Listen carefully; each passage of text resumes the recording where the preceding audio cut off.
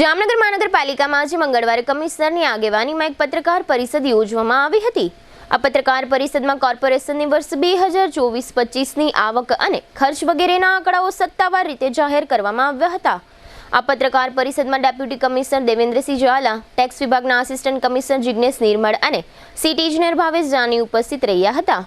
મહાનગરપાલિકાએ જાહેર કર્યું છે કે હાઉસ ટેક્સની 156 કરોડની આવક થઈ છે। પાણી ચાર્જની ₹31.11 કરોડની આવક થઈ છે।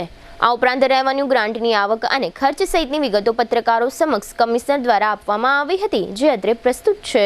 ગતરોજ પૂર્ણ થયેલ ફાઇનાન્શિયલ યર એટલે કે 2024-25ના ફાઇનાન્શિયલ યરમાં પ્રોપર્ટી ટેક્સના આંકડાની આપણે વાત જો કરીએ તો ગયા વર્ષે 31 માર્ચ અંતિત ટેક્સનો આંકડો 123 કરોડ હતો। એની સામે આ વર્ષે આશરે 157 કરોડની રિકવરી થઈ છે, જે આશરે 27 થી 28% જેટલો વધારો સૂચવે છે।